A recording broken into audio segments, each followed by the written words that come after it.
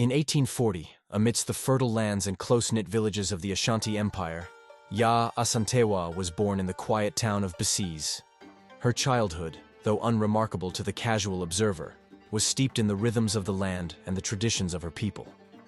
By day, she worked the soil, planting and harvesting crops, a life as ordinary as the rising and setting of the sun. Yet, even in those tranquil fields, the winds of change could be felt, carrying whispers of unrest. Her family was no ordinary one. Her brother, Nana Akwasi Afrane Okese, became the ruler of Edweso, a position of great power and influence within the Ashanti Confederacy. And Nana Akwasi Afrane saw something in his sister, something beyond the ordinary. He recognized her keen intellect, her unwavering resolve, and a spark of leadership rare even among men. When he appointed her as Queen Mother of Ejisu, it was more than a title. It was a mantle of responsibility. Asantewaa was entrusted with the sacred duty of protecting the golden stool, a symbol not only of unity, but of Ashanti's very soul. She became an advisor to the kingdom's leadership, a voice of wisdom, and a symbol of resilience. Yet, her rise to prominence came at a time of great turmoil. The Ashanti Confederacy, once a formidable empire that had stood as a beacon of power and unity in West Africa, was beginning to fracture. From 1883 to 1888, civil war ravaged the land. Rival factions vied for power, alliances crumbled, and the once mighty Ashanti stood weakened, their strength sapped by years of internal conflict. By the time her brother passed in 1894, the Ashanti Confederacy was a shadow of its former self. And beyond the horizon, an even greater threat loomed: the British Empire. The British had long coveted the riches and resources of the Ashanti. They circled like vultures, waiting for the right moment to strike. That moment came in 1896. The British, recognizing the Ashanti's vulnerability, moved decisively. They exiled King Prempeh I, the Asantehene, to the distant Seychelles, along with other key leaders of the Ashanti government. It was a calculated blow, a move designed to decapitate the Ashanti leadership and weaken their resolve. This exile was more than a political maneuver. It was a psychological one. By removing their king, the British sought to break the spirit of the Ashanti people, and for a time, it seemed they might succeed. The structures of Ashanti governance, painstakingly built over generations, were left in disarray. But the British were not content with mere exile. Governor Frederick Hodgson, the colonial representative of British authority, issued a demand that sent shockwaves through the Ashanti nation. He demanded the golden stool, the sacred artifact that symbolized the unity and sovereignty of the Ashanti people. To Hodgson, it was a golden object of curiosity, a prize to display in colonial museums as proof of British supremacy. But to the Ashanti, it was sacred, untouchable. The stool was not just a throne. It was the embodiment of their identity, a spiritual link to their ancestors, and the unbroken chain of their heritage. This demand was more than an insult. It was a provocation, a desecration, and for many Ashanti, a call to arms. The question was, who would rise to answer that call? Who would lead the Ashanti in their darkest hour? As the British tightened their grip and the Ashanti leaders gathered to decide their next steps, fear and hesitation filled the room. The weight of years of defeat and oppression bore down on them, making their decision all the more daunting. It was then, in this moment of uncertainty, that Asantewaa rose. To the British, the golden stool was a simple artifact, a glittering prize to parade as a symbol of conquest. Governor Frederick Hodgson and his colonial administration saw it as a trophy, something to cement their narrative of domination over the Ashanti. But to the Ashanti, the golden stool was far more than an object. It was their unity, their history, and the soul of their nation. It was believed to carry the spirit of the Ashanti people, their ancestors, and their gods. It was untouchable, sacred. No one, not even the Asantehene, the king himself, was permitted to sit upon it. Hodgson's demand for the golden stool was not just offensive, it was blasphemous. It was a declaration of war. When word of Hodgson's demand spread, the remaining Ashanti leaders convened in a tense and somber council. They gathered in a grand chamber, its walls bearing the intricate patterns of Ashanti art, and the faint light of the setting sun casting long shadows across the room. Their faces reflected the burden of years of conflict. These men had seen their king exiled, their lands weakened, and their people battered by war and colonization. Fear hung heavy in the air, a suffocating presence that dulled their courage and made them hesitate. What could they do? The British were a formidable foe, with modern weapons and vast resources. Could the Ashanti resist? For a moment, the room was silent, filled only with the muffled sounds of life outside. The distant chatter of villagers, the rustle of leaves in the wind. And then, Asantewaa rose. Standing tall and unyielding, Asantewaa looked around the room, her piercing gaze meeting the eyes of every man present. Her voice, steady and unwavering, cut through the stillness. How can a proud and brave people like the Asante sit back and watch while white men take away our king, our chiefs, and now dare to ask for the golden stool? Her words were a challenge, sharp and clear. The men shifted in their seats, some averting their eyes, others sitting up straighter under the weight of her reproach. If you, the men, will not go forward, then we will. We, the women, will. I shall call upon my fellow women. We will fight until the last of us falls on the battlefield. Her declaration electrified the room. This was not the voice of someone who would yield to fear. It was the voice of defiance, of unshakable conviction. And then, to punctuate her words, Asantewaa seized a rifle from one of the guards, lifted it high above her head, and fired a shot into the air. The sharp crack of gunfire echoed through the chamber, reverberating in the hearts of all who were present. The message was unmistakable. Asantewaa would rather see the land burn than allow the Ashanti to bow. The effect was immediate. The men, shamed and inspired, began to murmur among themselves. Some nodded in agreement, their fear giving way to a renewed sense of purpose. Others looked to Asantewaa, their expressions a mixture of awe and respect. This was the moment the tide began to turn. Asantewaa had no army, no wealth, and no formal power. What she had was conviction, and that was enough. Her courage sparked a fire that would spread through the Ashanti lands, igniting the War of the Golden Stool. The rebellion had begun, and it would forever change the course of history. The War of the Golden Stool began in March 1900. Asantewaa, now the chosen war leader of the Ashanti resistance, stood as a beacon of defiance. It was an unprecedented role for a woman in Ashanti history, but Asantewaa was no ordinary leader. She inspired warriors with her fiery speeches, her unshakable determination, and her willingness to lead from the front. The Ashanti forces were a mix of seasoned warriors and ordinary men and women who had taken up arms to defend their homeland. Together, they were united by a single purpose: to protect the Golden Stool and reclaim their sovereignty. The first act of rebellion was audacious. Asantewaa's forces laid siege to the British fort in Kumasi, trapping the colonial officials and soldiers within its walls. Supplies were cut off, and fear gripped the British occupants. For months, the Ashanti warriors encircled the fort, demonstrating their resolve and resourcefulness. The British, caught off guard by the ferocity of the resistance, scrambled for reinforcements. In June 1900, a British force of 1,400 soldiers, heavily armed and supported by modern weaponry, was dispatched to break the siege. The Ashanti, armed with older weapons and outnumbered, faced an uphill battle. But what they lacked in resources, they made up for in their knowledge of the land and their sheer determination.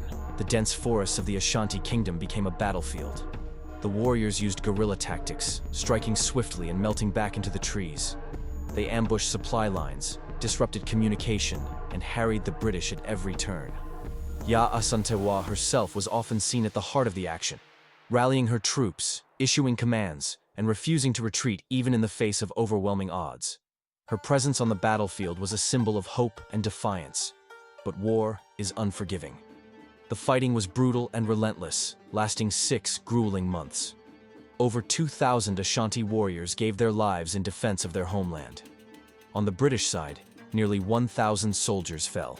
making it the bloodiest conflict in the long history of the Anglo-Ashanti Wars. The British, determined to crush the rebellion, used their superior firepower to devastating effect. Entire villages were burned, and the Ashanti forces were pushed back. Yet, even as the tide turned against them, the Ashanti warriors fought on, inspired by Asantewa's courage and leadership. Eventually, the British managed to break the siege of Kumasi. Asantewaa and her closest advisors, surrounded and outgunned, were captured. The capture of Asantewaa marked the end of the War of the Golden Stool. She, along with 15 of her most loyal allies, was exiled to the distant Seychelles, far from the land she had fought so fiercely to defend. For the British, the war was a victory. But for the Ashanti, it was a different story. Despite the loss, the Ashanti had achieved a symbolic triumph. The Golden Stool, the sacred heart of their nation, had been preserved. When the British demanded its surrender, the Ashanti had handed over a decoy. The real Golden Stool remained hidden, protected by the people who revered it above all else. Years later, in 1920, the hidden Golden Stool was accidentally discovered by African railroad workers. Its sanctity was violated when it was vandalized by the workers, an act that provoked outrage among the Ashanti. The workers were sentenced to death by Ashanti leaders, but British authorities intervened, exiling them instead. This incident forced the British to acknowledge the stool's profound importance. They vowed never to interfere with it again. To this day, the Golden Stool remains a symbol of Ashanti unity and identity, a testament to the resilience of a people who refuse to let their spirit be broken.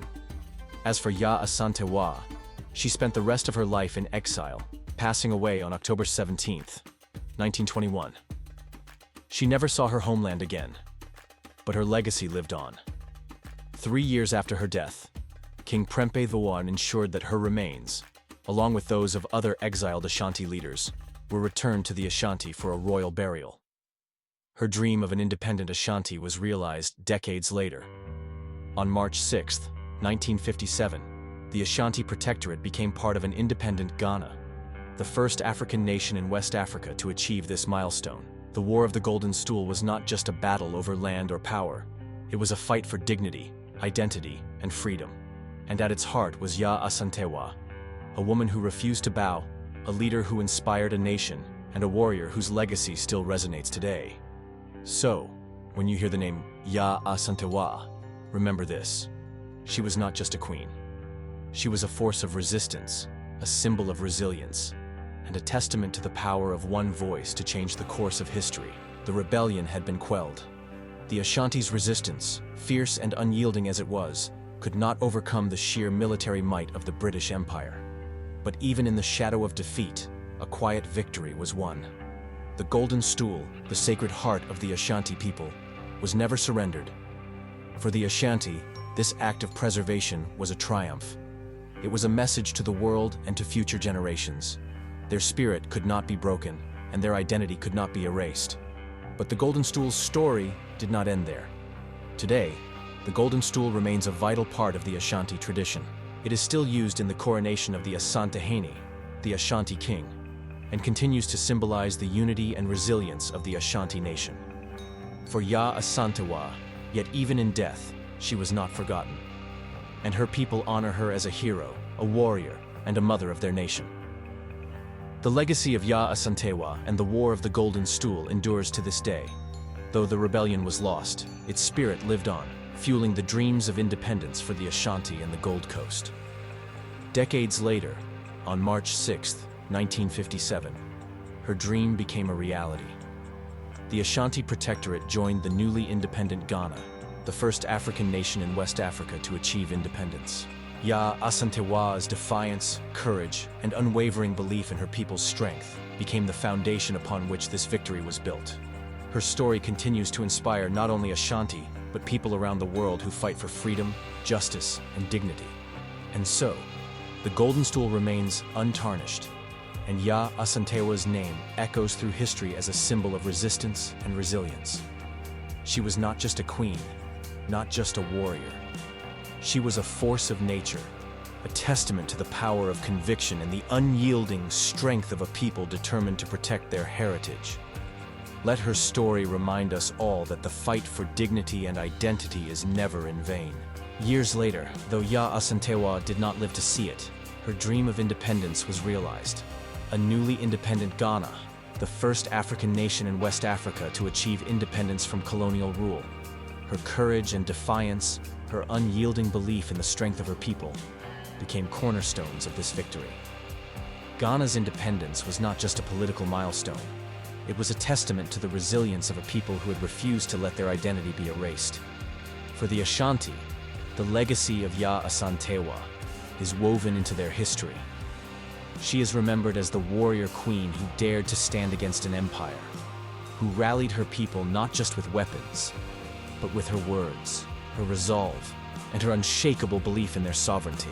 Her story extends far beyond the borders of Ghana. Asantewaa's legacy has become a symbol of resistance and resilience for people across the world. Her life serves as a reminder that even in the face of overwhelming odds, the courage of one individual can ignite a movement and change the course of history. Today, her name is spoken with reverence. Schools, festivals, and monuments in Ghana bear her name, honoring the woman who refused to bow. The Asantewaa Museum stands as a testament to her bravery, preserving the memory of her leadership and the rebellion that defined her legacy. But Asantewaa's impact is not confined to history books or museums. Her spirit lives on in the struggles of those who fight for justice, for freedom, for the right to define their own identities. Her life is a call to action, a reminder that the fight for dignity and heritage is never in vain. Asantewaa was not just a warrior queen. She was a beacon of hope, a symbol of resilience, and a testament to the power of one voice to rally a nation. Her story continues to inspire, reminding us that even the smallest spark can ignite a revolution.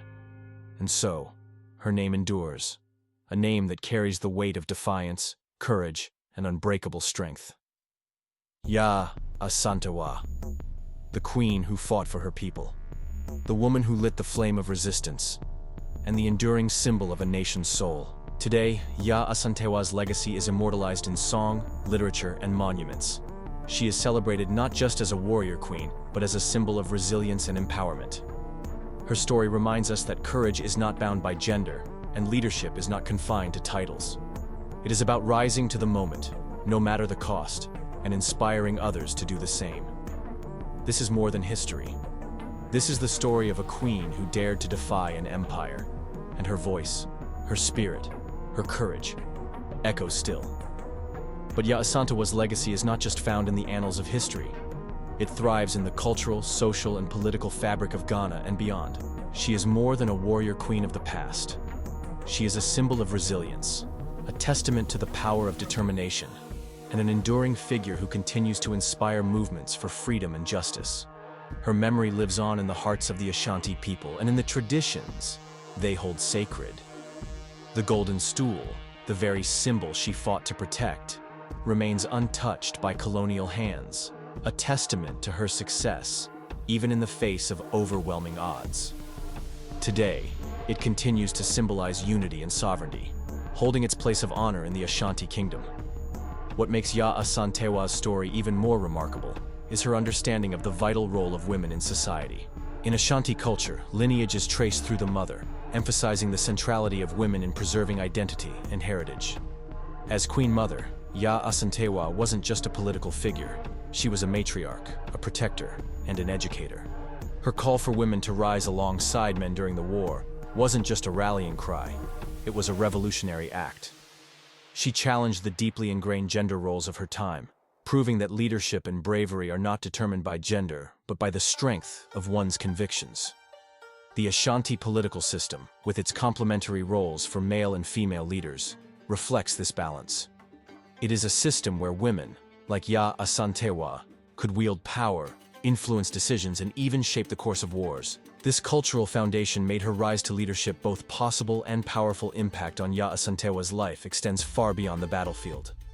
Her influence can be seen in modern Ghanaian society, where her legacy is celebrated and preserved. Schools, museums, and festivals bear her name, ensuring that future generations never forget the sacrifices she made. The Asantewaa Girls' Secondary School, founded in 1960, stands as a beacon of education and empowerment for young women in Ghana. It reflects the values she held dear: strength, intellect, and the unwavering belief in the potential of women to shape the world. The Asantewaa Museum in Ejisu, although tragically damaged by fire in 2004, continues to honor her life and contributions. Visitors from around the globe come to pay tribute, walking the paths she once walked and learning the stories she lived. These efforts to preserve her memory highlight the enduring importance of her fight, not just for independence, but for the preservation of Ashanti culture. Even beyond Ghana, Asantewaa's name resonates in the wider African diaspora and beyond. In London, the Asantewaa Center stands as a hub for African and Caribbean arts and culture. Through music, literature, and theater, her story continues to inspire. Productions like Asantewaa, Warrior Queen, and songs like My Queen is Asantewaa by Sons of Kemet keep her legacy alive, celebrating her as a global symbol of resistance and empowerment. Awards named in her honor recognize women of courage and leadership worldwide, ensuring that her name is synonymous with the fight for justice and equality. But perhaps the most profound aspect of Asantewaa's story is what it teaches us about legacy. She understood that her actions were not just for her generation, but for all who would come after. Her fight against the British was a fight for the soul of her people, for their right to live with dignity and sovereignty. Her words, her courage, and her leadership remind us that history is shaped by those who dare to stand up, even when the odds are against them. They remind us that the fight for justice, for freedom, and for the preservation of culture is a fight worth waging, no matter the cost.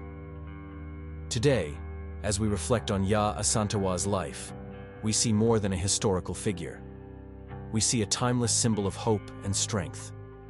Her story is one that transcends borders and generations, speaking to anyone who has ever faced adversity and dreamed of a better future.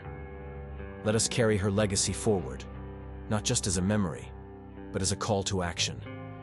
Let her courage inspire us to rise in the face of injustice, to lead with conviction, and to protect the values and traditions that define us. Thank you for joining us on this journey through the remarkable story of Asantewaa, the warrior queen who defied an empire.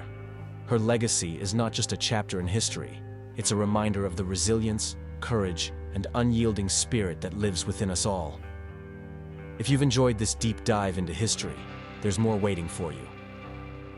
Be sure to watch our next video, where we explore another powerful story from the rich tapestry of African ancestry and resistance.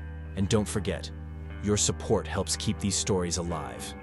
Hit the like button, leave a comment sharing your thoughts or what inspired you most about Asantewaa's story, and share this video with your friends and family. Together, we can honor the past and inspire the future. Thank you for watching, and I'll see you in the next video.